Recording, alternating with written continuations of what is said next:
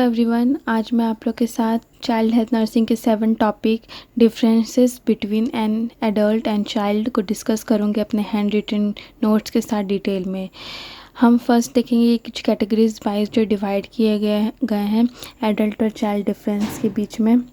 First आता है growth and development. Growth and development में चाइल्ड जो है स्टिल ग्रो करता है, उसके जो बॉडी सिस्टम्स रहते हैं जैसे कि रिस्पिरेटरी सिस्टम या नर्वस सिस्टम, वो इम्यून उसका कम रहता है, इमेच्योर रहते हैं और उसको इलनेस होने का ज़्यादा इलनेस स्प्रेड होने का ज़्यादा चांसेस रहता है चाइल्ड के अंदर। Adult fully develop illness, adult जो है वो फुली डेवलप्ड रहते हैं।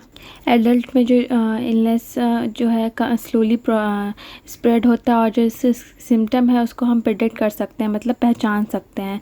सेकंड आता है न्यूट्रिशनल नीड। न्यूट्रिशनल नीड में चाइल्ड जो है, चाइल्ड को बहुत ज़्यादा कैलोरीज की ज़रूरत पड़ती है, प्रोटीन की ज़रूरत पड़ती है, विटामिन की, ताकि उसका अच्छे से ग्रोथ हो सके। फीडिंग पैटर्न जो है इन्फेंट, टोडलर और ओल्डर चाइल्ड में डिफरेंट होता है। जैसे इन्फेंट होता है वो ब्रेस्ट मिल्क करता है, मतलब माँ का दूध पीता है, और टोडलर जो है वीनिंग, टोडलर में जो है वीनिंग करवाते हैं, मतलब उसका जो है मदर मिल्क को छुड़वाते हैं। और ओल्डर चाइल्ड में हम बैलेंस डाइट करवाते हैं कि बच्चे को हर तरह का डाइट मिल सके। एडल्ट में need nutrition mainly for energy and maintenance not growth. Adult को हम न्यूट्रिशनल इसलिए ज़रूरत पड़ता है ताकि उसको एनर्जी मिल सके और उसका एनर्जी मेंटेन रह सके। एडल्ट का जो है ग्रोथ एक एज के बाद नहीं होता है, इसलिए न्यूट्रिशन उसके लिए यूज़ नहीं होता है। फिर आता है थर्ड कम्युनिकेशन। हम कम्युनिकेशन ऐसे करेंगे चाइल्ड के साथ और एक एडल्ट के साथ। चाइल्ड जो इन्फेंट रहता है वो बात नहीं कर सकता, इसलिए जो नर्सेज रहती है उसके फेशियल एक्सप्रेशन के द्वारा उसको ऑब्जर्व करती है। जैसे कि उसके बॉडी मूवमेंट के कारण अगर बच्चा रो रहा है तो उसको क्या जिसकी नीड हो सकती है, उसके द्वारा जो है नर्स जो है ऑब्जर्व करती है। ओल्डर चाइल्ड में नॉट डिस्क्राइब पेन क्लियरली। जो बच्चे रहते हैं वो अपने पेन को अच्छे से डिस्क्राइब नहीं कर सकते हैं। Adult can express symptom feeling.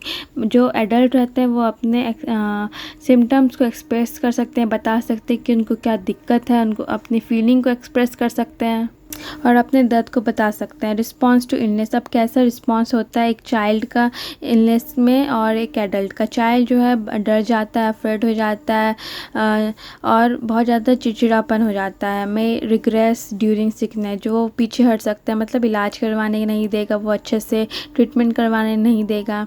Adult जो है मोर understanding, can cooperate with treatment. Adult जो है अंडरस्टैंडिंग होते हैं, मैच्योर होते हैं, तो वो अपना ट्रीटमेंट जो है इलनेस के अकॉर्डिंग अच्छे से करवाने देते हैं। फिफ्थ है मेडिकेशन एंड ट्रीटमेंट। बच्चे जो है दवाई लेने से मनाही करते हैं, तो उनको हम कैसे दवाई देंगे और एडल्ट में हम कैसे दवाई देंगे। चाइल्ड जो है doses based on weight, age, risk overdose if not carefully. जो चाइल्ड में है हम डोज उनके वेट के अनुसार देते हैं, उनके एज के अनुसार देते हैं। अगर ओवरडोज दे सकते हैं तो कोई रिस्क नहीं है, उसके अनुसार हम उसको प्रोवाइड करते हैं। स्पेशल केयर इन आईवी फ्लूइड। अगर हम बच्चे को आईवी फ्लूइड्स दे रहे हैं तो उसमें हम पूरा उसको प्रिकॉशन देंगे, उसमें नज़र रखेंगे। ऑक्सीजन थेरेपी अगर दे रहे हैं या फिर कोई इंजेक्शन दे रहे हैं। एडल्ट में standard dose, body tolerate, wider drugs range. Adult को हम उसके बॉडी टॉलरेट के अनुसार हम उनको दवाई देते हैं। साइकोलॉजिकल एस्पेक्ट्स के द्वारा देखेंगे हम चाइल्ड और एडल्ट के बीच में क्या डिफरेंट है। Child need play, comfort zone, love and presence of parent. बच्चे को क्या चाहिए रहता है बीमारी में, वो खेल सके, एक उसको कंफर्ट जोन चाहिए रहता है, बच्चे को प्यार चाहिए रहता है, पेरेंट्स का सपोर्ट चाहिए रहता है। और हॉस्पिटलाइजेशन में अगर वो उसको हॉस्पिटल जैसे नहीं लगेगा, जैसे अगर वो खेलेगा, प्ले ग्राउंड रहेगा, तो बच्चे वहाँ ज़्यादा कंफर्ट हो सकता है और खेलते खेलते वो अपना ट्रीटमेंट करवा सकता है। एडल्ट में need counselling, information and emotional support. बड़ों में क्या चाहिए रहता है, काउंसलिंग चाहिए रहता है कि इस बीमारी से रिलेटेड उनको काउंसलिंग मिल सके, इंफॉर्मेशन प्रोवाइड हो सके कि इसमें क्या क्या साइड इफ़ेक्ट्स हो सकते हैं, कैसे ट्रीटमेंट होगा। But can cope more independently, और वो उस बीमारी से, उस ट्रीटमेंट से कोप अप कर सके।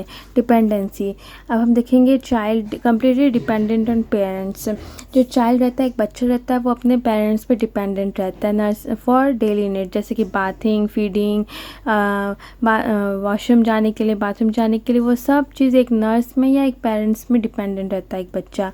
Adult independent in self care, एक बड़ा जो है अपने आप का केयर खुद कर सकता है और खुद को और नर्स को भी ट्रीटमेंट करने में उसका हेल्प कर सकता है। 8 आता है फैमिली इन्वॉल्वमेंट। फर्स्ट आता है child care always involve parents, guardian, nurses must teach and guide the family. Nurses को भी बताना चाहिए फैमिली या पेरेंट्स को कि कैसे हम ट्रीटमेंट दे रहे हैं ताकि बच्चे को सपोर्ट मिल सके और उसका अच्छे से इलाज हो सके। Adult family support is important but patient is mainly responsible for own care। Adult में जो है फैमिली सपोर्टिव होना ज़रूरी है, बट पेशेंट खुद का केयर करेगा अगर एडल्ट में, तो वो जल्दी ज़्यादा सीख हो सकता है और अपने आप को कोप अप कर सकता है। Thank you so much. अगर आपको मेरा वीडियो पसंद आया होगा तो प्लीज़ लाइक, शेयर और सब्सक्राइब कीजिएगा।